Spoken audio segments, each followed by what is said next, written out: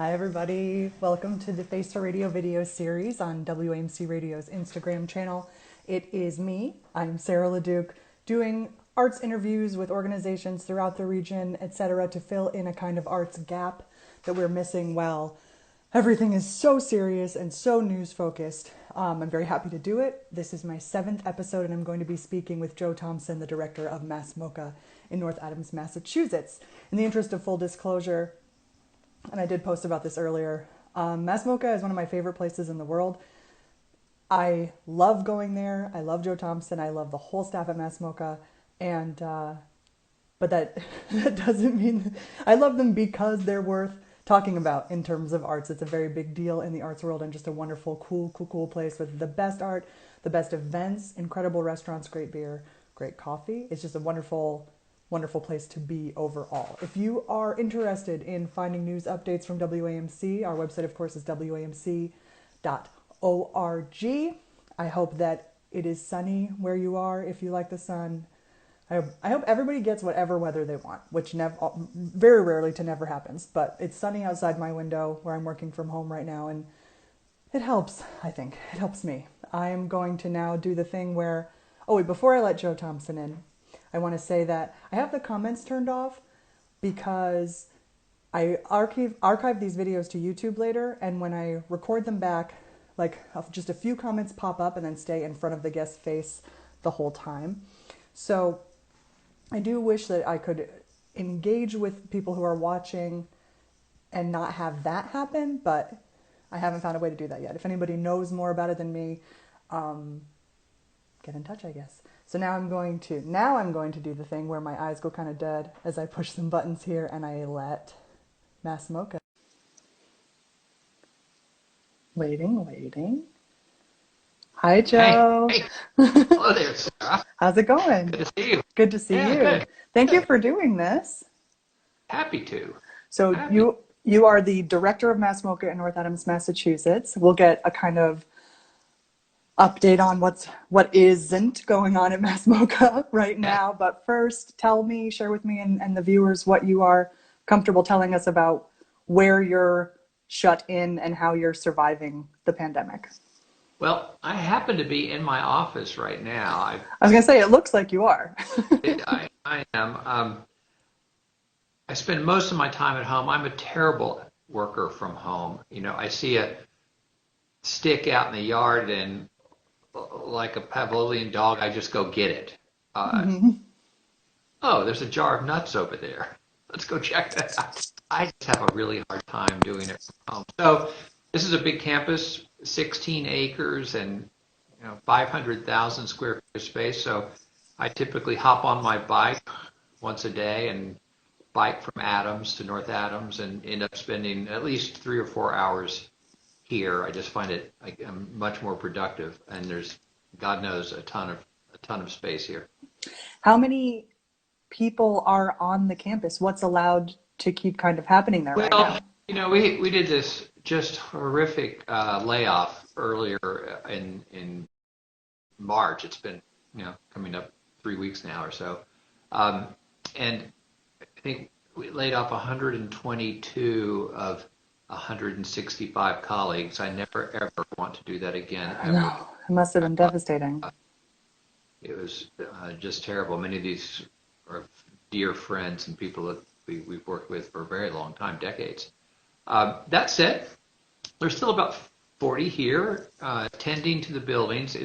MoCA is complicated, as you know. We run a performing arts line of business. We have a 250,000 square feet of galleries, and we also are a commercial real estate landlord. We have about 38 tenants who are here occupying some 120,000 square feet in 6 or 7 buildings, and we have to take care of the buildings. They're on the National List of Historic Places. So there's a small crew of people here securing the place, keeping it safe, taking care of the buildings, working on the HVAC systems. Some of our tenants are still open. We have a couple of restaurants and places that serve beverages, and the State District Court is here. The Social Security office is here.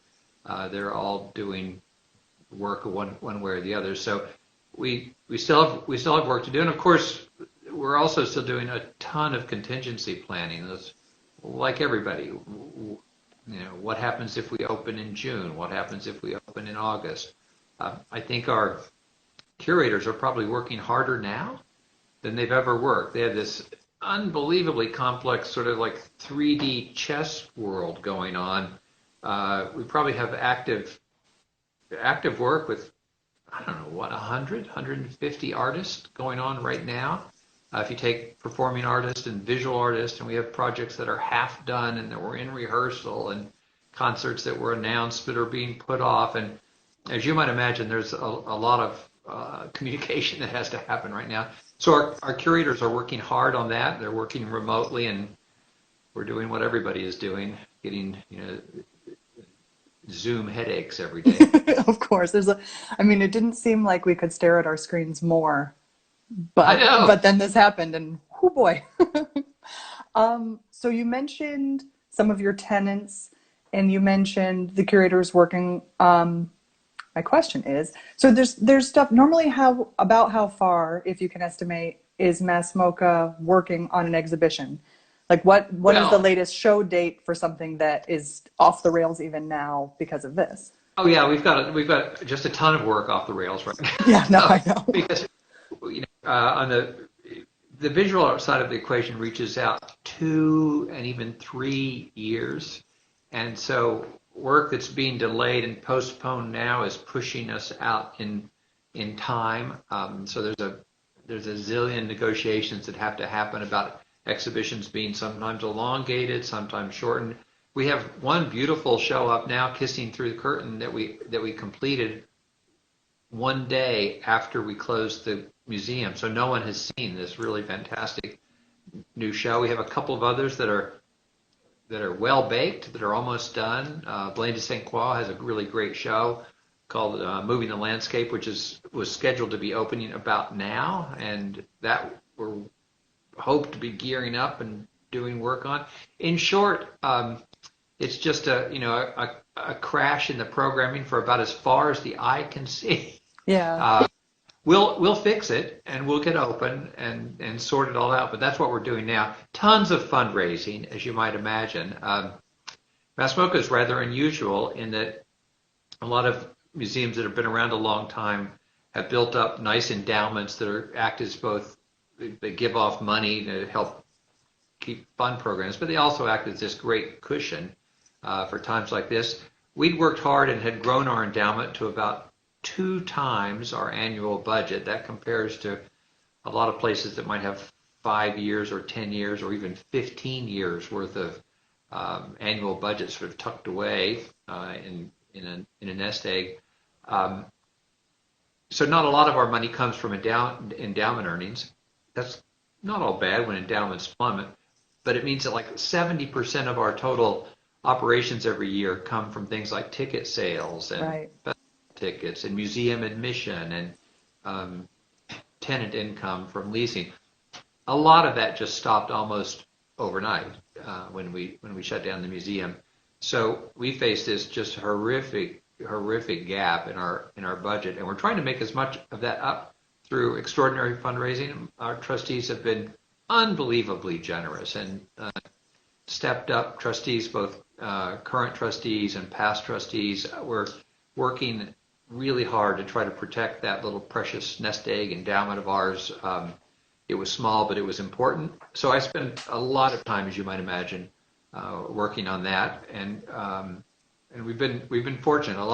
I think the Boston Globe did I don't know if it's good or bad to be a poster child for arts institutions that have taken one in the chin, but MoCA found itself as a poster child for that in a front page Boston Globe story that was really a well-written piece.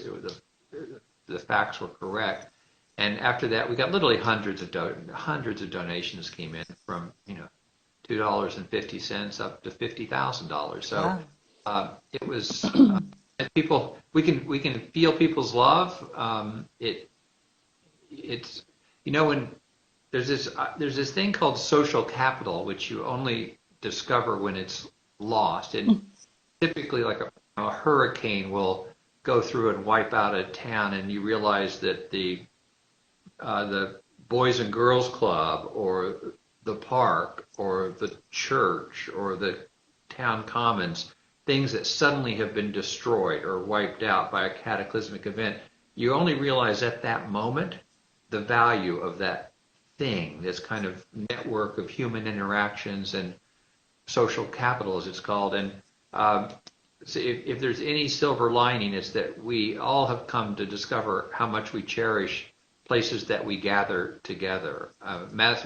Museums in general are one of those places, and it's been heartening in a way. You know, those of us in the cultural business have often had to endure, sideward glances from whatever,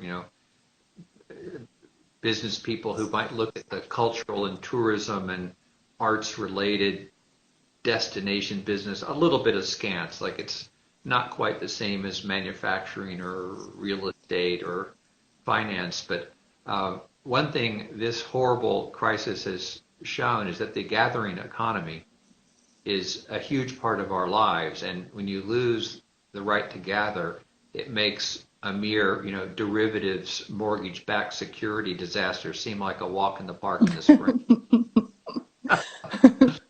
You mentioned having to lay off a bunch of the staff. Are you hoping that when you open, you can hire everybody back? We hope to get as many people as can. Look, who knows what the world is going to look like? Oh no, of course.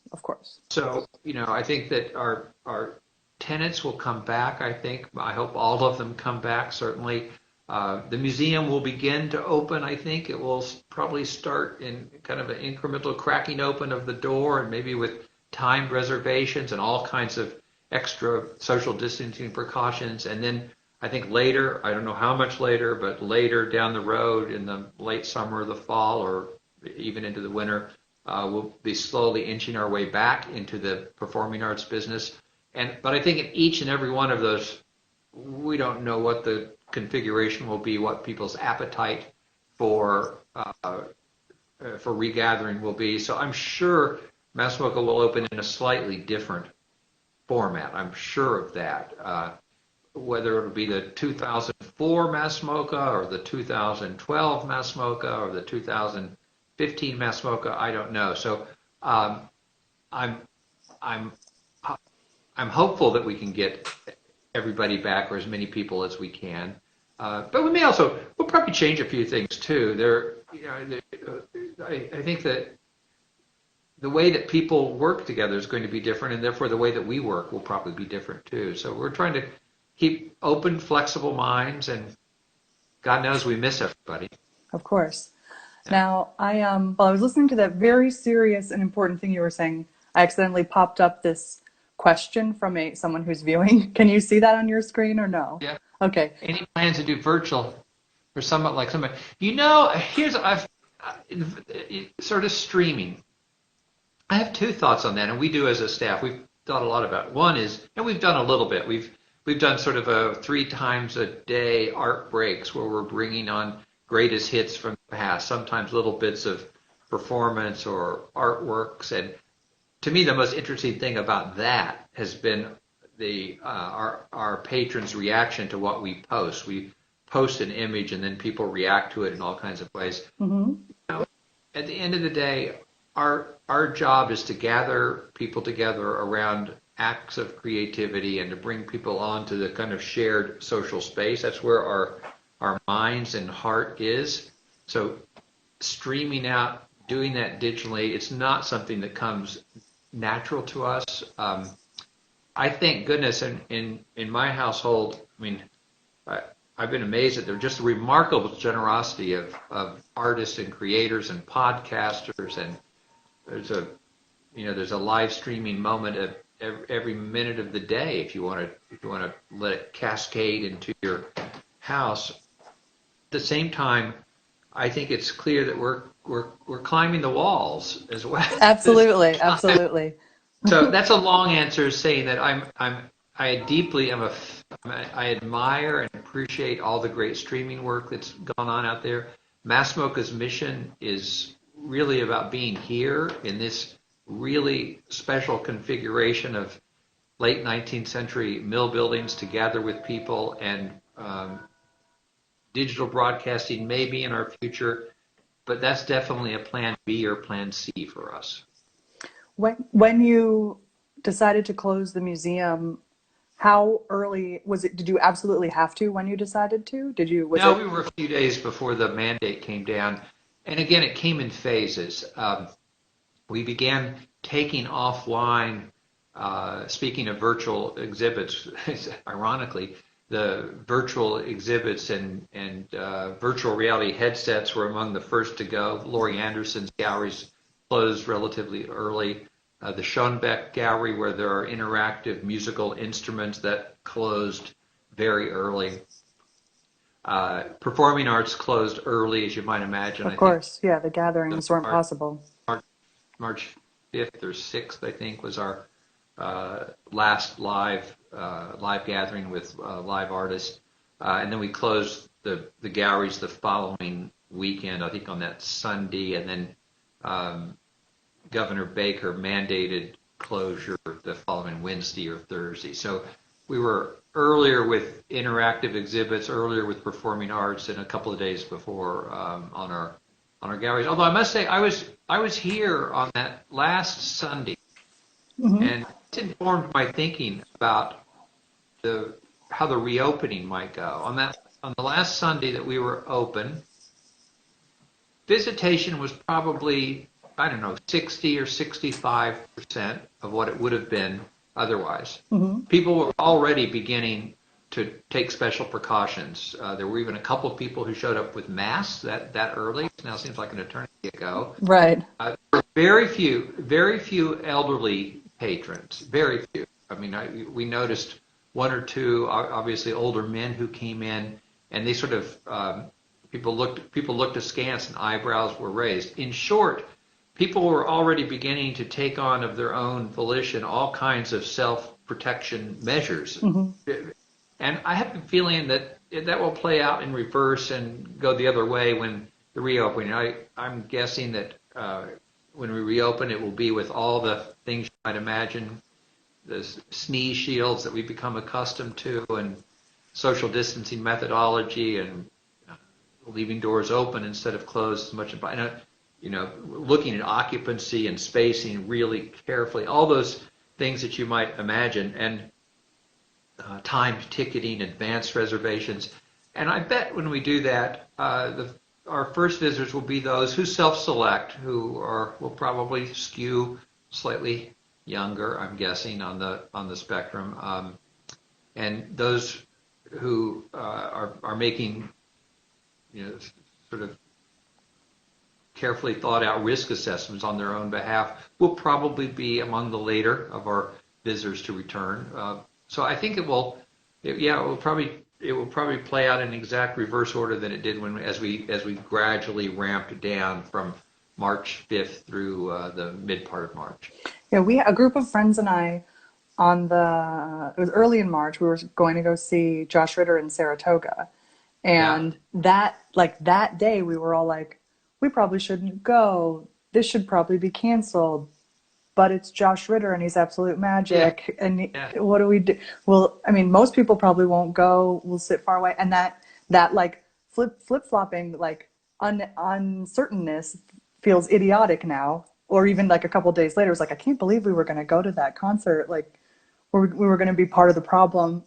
Just stay home. It's so strange. But then you also we can't wait to get back out. And then knowing how it will be. I mean, everybody that I know is going to be completely willing to work with all the organizations and, that we value, like MoCA, and give you what you need and our time and ticket money to make sure you're always there for us, because you always have been.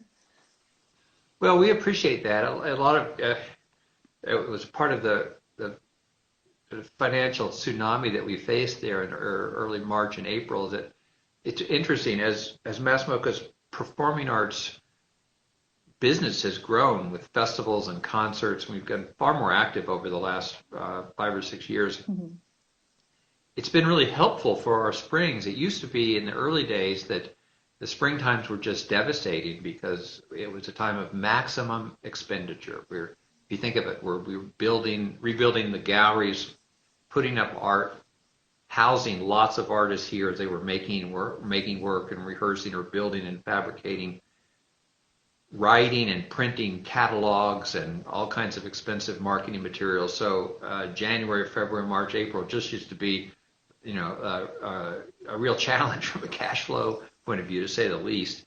And then as our summer performing arts program has taken on, we've begun selling tickets in advance, and people sign up early to buy festival tickets or concert tickets. And the cash from those ticket sales comes in January, February, March, and April as people are planning their summer and picking which concerts they're going to go to, which means we had all of a sudden this influx of largely performing arts ticketing cash, which would help keep the ship afloat during those normally challenging times. And of course, this past spring, it was just the god-awful reverse of that. Not only did we not have full seasons to announce, but those shows that we had pre-sold tickets to, we needed to send the money back to the ticket holders. Thankfully, many people generously either took a credit, which was very helpful to us, or just donated the ticket and said, keep it, go with it. And to all those people who did, I say, thank you very much. It really helped a lot. And it was sort of a unintended, partially voluntary contributions, but we counted your money and appreciated it just the same. So this is kind of a sharp right turn, but it's inspired by the other question that was in front of your face that I was obviously in a struggle figuring out how to remove. But it's I can't quite read them when they come across. That's okay. I will. It was up there for so long because I truly could not figure out how to get rid of it. But it's a kind of a fun one, I hope. A while ago, I don't remember what month it was, but James Turrell, who you have a massive, gorgeous installation of a number of his works, brought Kanye West to Mass MoCA. What was that like? Wild. That was wild. I think I can tell this story. It was, first of all, it was a lot of fun. It was kind of mysterious. Kanye's manager called the day before the visit and said, Kanye West would like to come and bring some friends. Would you mind closing the museum? And this was on a Wednesday or Thursday. And we said, we'd very much like to welcome Mr. West and his entourage, but no, we're not going to close the museum. Good for you. To come early or late, we could extend hours or open the doors a little earlier if he didn't want to worry about crowds. And they did. They hopped in their plane and zipped out from Los Angeles and landed at the Pittsfield airport. And I think the leak happened at the Misty Moonlight Diner. They went there for coffee because we had arranged to meet them here at 7:30 or 8 in the morning, and they got in a little early, and one of the waiters at the Misty Moonlight recognized Kanye West. Sure, someone's bound to. By the time he left around 11:30 or 12, there were probably 600 people lined up in our Courtyard A, hoping to, breathe the air that Kanye had breathed. And he was lovely, interesting, contrarian, a fiery imagination. He took great pleasure in a kind of playful antagonism in some ways. You could say, if you said right, he would say left. If you said up, he would say down. Mm-hmm. But he was deeply engaged in the art, took it in, listened, looked very closely, super smart, as you might imagine, and contrarian. My favorite, he did a couple of things that were very nice. I mean, there were a lot of people there with him, and there were probably 6 or 7 museum staff and gathered around. So I'm guessing there were 15 or 20 people who were kind of with him or dragging along, following him. He was there to see the James Turrell installation. I think he must have been thinking of acquiring one, or liked the art, or wanted to get to know it better. Mm-hmm. And my daughter, Isabel, who generally takes no interest in anything that we do at Mass MoCA, she was then 16 at the time. I mentioned to her that I had to get to work early because Kanye West was showing up, and Right. So I'm coming. And so she tagged along, and she was way back at the back, being kind of shy and polite and distant. And it was not clear that Kanye was registering who was there or what was going on, but at one point he just stopped and kind of dropped down to his knees and turned. He didn't know that Isabel was my daughter. She was just this 16-year-old girl hanging out in the back. And he just stopped, dropped down, and looked her in the eye and said, "So who are you?" And she kind of sashayed up, and he gave her a fist bump. And it was very clear that he was acutely aware of everybody who was there, and he was paying attention even if it didn't seem. Right at the end, as another marker of his kind of humanity and perception, he James Turrell came up to be there on the tour. He drove sort of through the night from Maryland at the last moment, and they had not met before. And at the end of the tour, they clearly hit it off and spent probably a solid hour talking about art and music and light and sculpture. We left them mostly to themselves, and at the end of the tour, Kanye and his entourage were getting ready to leave, and he looked at James and said, "Mr. Turrell, could I have your autograph?" Wow. And James said, "Well, sure." And we rustled around and we found a beautiful Turrell art catalog, a catalog that about James' work, and he got it. And he opened the catalog, and we got him a big felt tip pen, and he started to sign it. And there was kind of a micro pause, and you knew right then that either he didn't know how to spell Kanye West's name, or not sure exactly how to address him, but it was just a slight hesitation, and Kanye West immediately just got right down and said, "Mr. Turrell, it's Kanye. It's the Y-E that confuses most people." Sure. And it was a lovely, generous act. And anyway, so it was a memorable day on all fronts. And I could see why, Kanye West was controversial because of his seeming support of President Trump. He's put on the MAGA, and I would put that in the category of his natural kind of contrarian wishing to turn expectations on their head and to challenge what people think they know in some ways. There's a little bit of you get the feeling with him all the time that he was poking his finger in your ribs and urging you to think harder. There was something about that way he would twist the world upside down. It was an interesting morning. I can't imagine. And then it just like slips out all through the Berkshires and people hop right over. Being very, very famous must be very, very weird. Yeah, I'm lucky because I get to meet a lot of really, really interesting and, in my world, super famous people, whether they're musicians or artists. But that was something completely different. Mm-hmm. I mean, a level of true. I didn't really understand the power of that kind of global celebrity and what heat it brings, and just how riveting it is for so many people. I now know what a celebrity is. Sure. Yeah. Sure. So as you'll recall, Paul and I got married at MoCA. I remember it so like it was yesterday. That was a beautiful ceremony.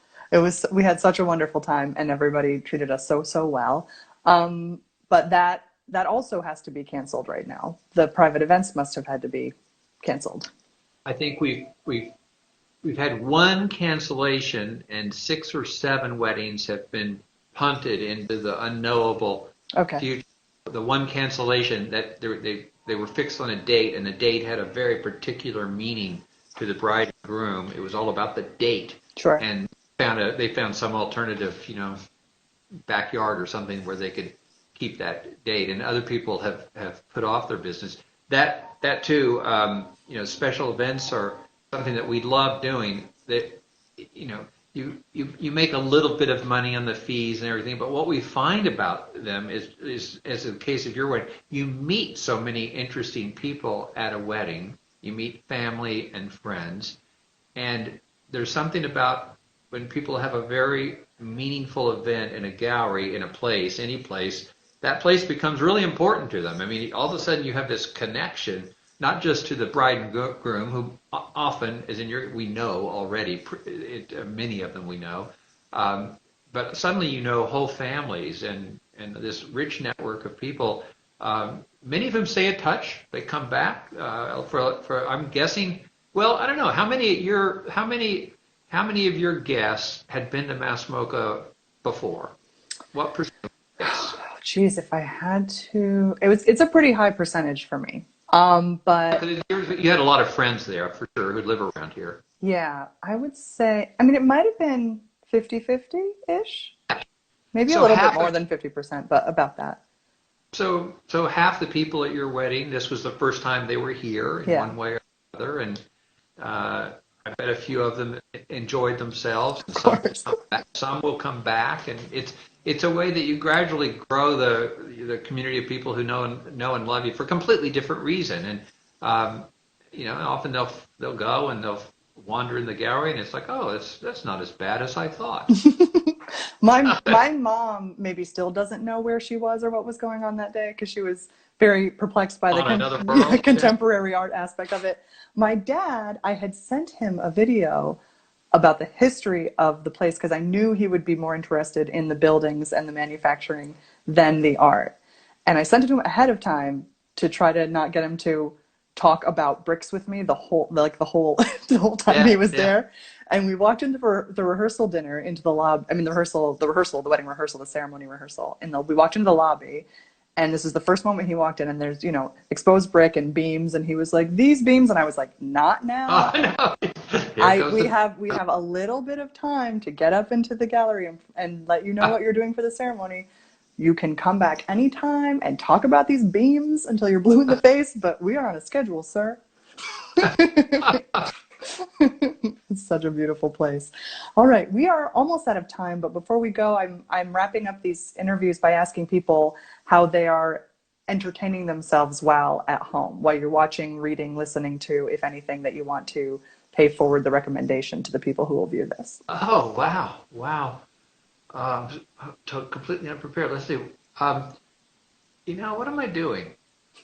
For one thing, I've made long lists of things just around the house that I've been forever, little things that I've pledged to myself that I'm going to fix all the little tiny things that are broken or that are in the wrong place or that little something. And I've been pretty methodically going through. So, light switches that were screwed up or getting fixed. I guess what I've been doing is little tiny home repair bit by bit, because suddenly it's like, oh, I've got 2 hours right now. I can dig in on that. That's kind of boring, but I was going to say, actually, and is that fun for you? I feel good about it. My house is working in ways that it has never. So. Yeah, no, there's certainly a pride in accomplishing those kind of tasks. Paul and I definitely do that on the weekends, which we do still have a Saturday, Sunday weekend because we're both fortunate enough to be able to do our work from home. Get up in the morning on the weekend and run through a bunch of tasks like that, or mow the lawn, or clean up something in the garage, and then have that sense of accomplishment buoying you through the rest of the day as you lie on your couch and play Animal Crossing or whatever.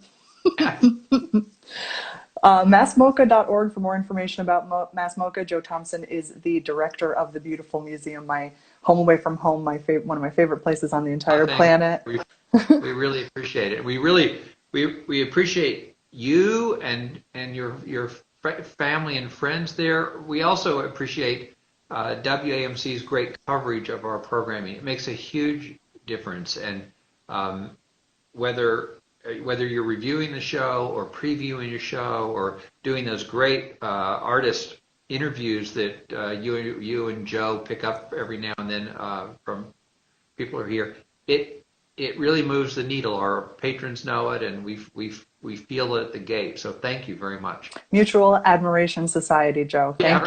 Thank you so much, and thank you for doing this. And we'll be there for you when you can open again, and let us know if we can do anything in the meantime. All right, good. Thanks. Thank See you. you soon. Bye. Bye-bye. All right, this is the A Face for Radio video series. I was Joe Thompson, the director of MoCA, which is located in North Adams, Massachusetts, but currently temporarily closed. MassMoCA.org. I'm going to give you a preview of what else is coming up this week on A Face for Radio video series. Tomorrow, I'm going to speak with Neil Murgai, who is a sitarist, overtone singer, percussionist, composer, teacher, and the co-artistic director of the Brooklyn Raga Massive. He's a very, very cool dude. I met him when they did an event. The Brooklyn Raga Massive did an event at Hudson Hall in Hudson, New York. And I did an interview with him a little bit before the pandemic sort of, took over everything. And I thought, and in the interview that I did with him for the radio station, for the roundtable, he demonstrated some overtone singing. And it was very, very interesting to hear. But when I launched this, I thought it might be kind of more interesting to see and hear. So that's the format we have for this. So Neil is going to join me tomorrow at 1 o'clock. On Thursday at 1 o'clock, I'm going to speak with Anna D'Ambrosio, the president and CEO of the Museum of Art at the Munson Williams Proctor Arts Institute in Utica, New York. And on Friday, I'm going to talk to actors Kate Baldwin and Graham Rowett. They are stage actors on Broadway and all over. They have worked at the Berkshire Theater Group a number of times, and they're pals, and they're wonderful, beautiful, and funny people. So very excited for the rest of the week, and still pleased with what has happened thus far. Thank you, everybody, for watching. MassMoCA.org for more information about MassMoCA, WAMC.org for information and news broadcasting, constant updates, vigilant work by my colleagues. That's WAMC.org, or of course any of the station's frequencies. Thank you for tuning in today. I will be back tomorrow, barring any unforeseen complications. Sorry for the tech difficulties today. That were my difficulties with tech, not the technology itself. Thank you again, and stay safe in there.